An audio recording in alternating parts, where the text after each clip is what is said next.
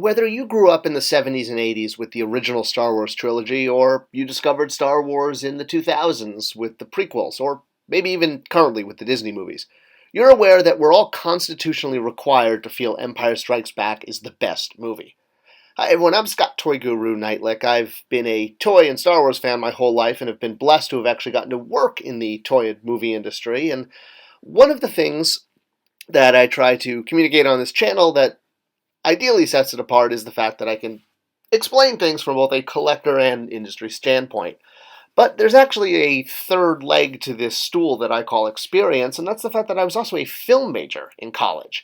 And no, it was not the film major that went around trying to make the ultimate Cannes Film Festival speaking piece that was going to change the world. It's not the film school I went to at all. What I went to at UC Santa Barbara was film theory school, if you will. And film theory at first can seem a little overwhelming, especially because there's lots of different approaches and there's lots of different meanings and cultural approaches to understanding how film and people interact. The idea that we all sit in a communal experience in a dark room watching flickering lights. The easiest way to understand film theory is to think of it like an English theory class, right? We've all had some kind of English literature class where we're supposed to dive deep into books and understand the higher meaning behind what we're reading. That's basically what film theory is. It's looking at film the way we used to, well, we still do, look at books in school and try to transform them into something else and understand meaning behind the meaning. That's kind of the best way to explain it. It's obviously a lot deeper, and it really does change the way you view films. Once you understand how editing works and montage theory, it does. It blows your mind. The idea that in film there's no accidents. Everything is on purpose. Every shot you see, every angle, the way things are lit. All right, so why am I explaining all of this? The important thing that I really took away from film school, besides an awesome fun time and good education, was understanding film structure.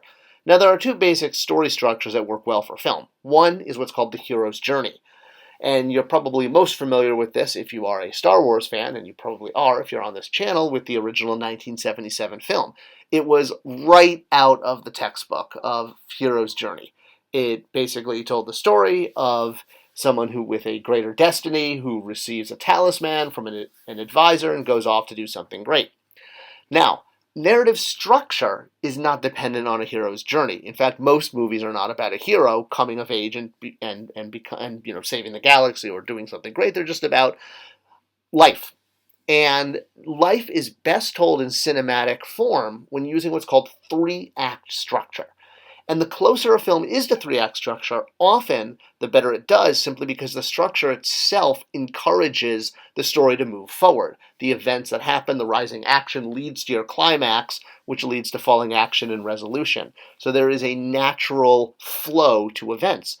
And when a filmatic story works this way, now it's not required. There's lots of movies that don't follow three-act structure, and a lot of them are really great. Some of them not so much. But when a film does follow a traditional three-act structure, you start to realize how there's almost an innate human connection to it. And it allows for amazing resolve, such as Tootsie is a great example of three-act structure, and it's used a lot in film school to explain this. The moment that this all makes clear is when Dustin Hoffman removes his wig and reveals who he is at the end of the film, or Tootsie does his character. It resolves all of the plot points at once.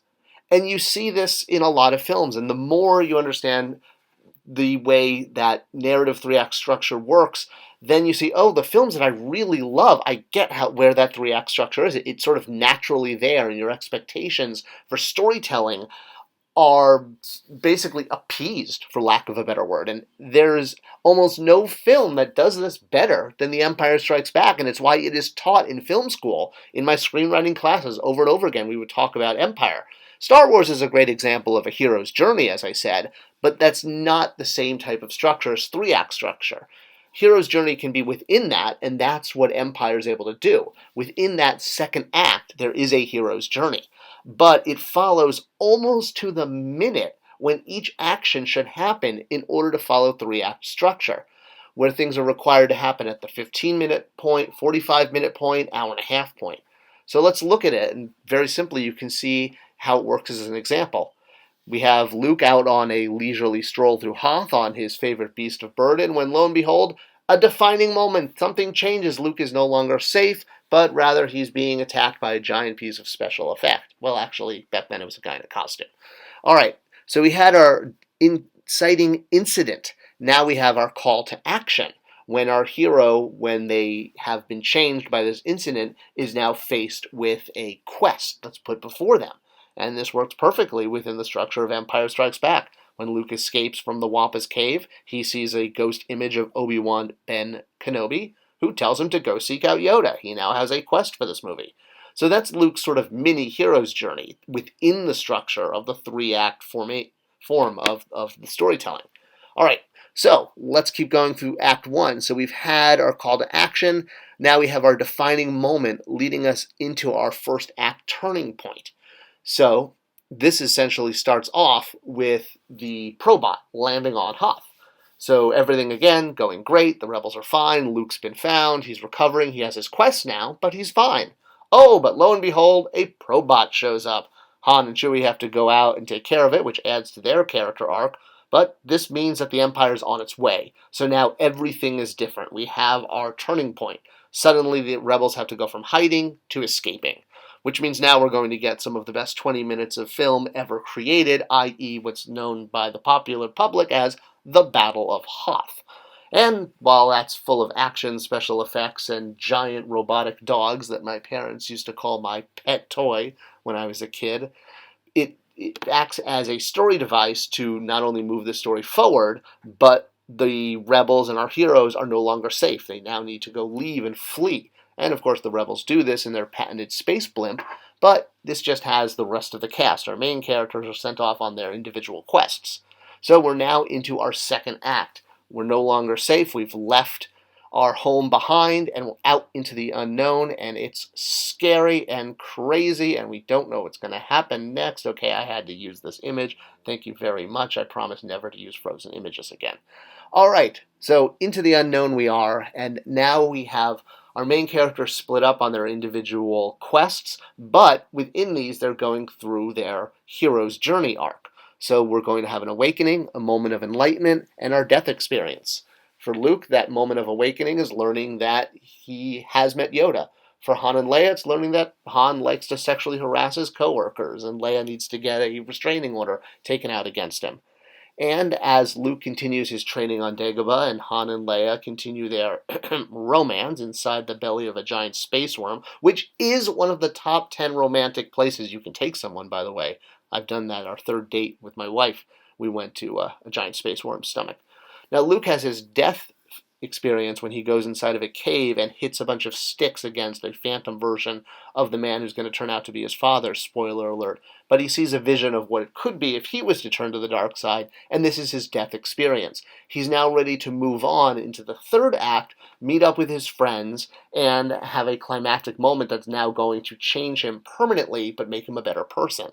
So, we continue right from the second act, flying through the asteroid field and on Dagobah, to the third act, which takes us to our final setting, Cloud City. Well, actually, the planet Bespin. Cloud City is just the giant floating pancake in the sky where everyone is welcome to beautiful dinners, and it turns out that we have another turning point, because the Empire arrived before they did, and now the rebels have to sit down and have a beautiful Thanksgiving turkey. Luckily, Lobot is an awesome cook. So, with our friends trapped on Cloud City, Luke is now seeing a vision of them and has to run off to save them and use his new Jedi powers that he learned during his hero's journey of Act 2, and they become the tool, weapon, whatever you want to think, to save the day. Leia and Han have their ashes and smoke goodbye before Han is transformed into a knickknack and sent off to the Gnome King, but Luke is still going to arrive, and he's the one who's going to descend into proverbial hell, into Cloud City, into the smoke and fire that essentially killed his friend, even though Han does come back. And that's where we get the ending. Empire had the better ending. I mean, Luke gets his hand cut off, finds out Vader's his father, Han gets frozen, taken away by Boba Fett. It ends on such a down note.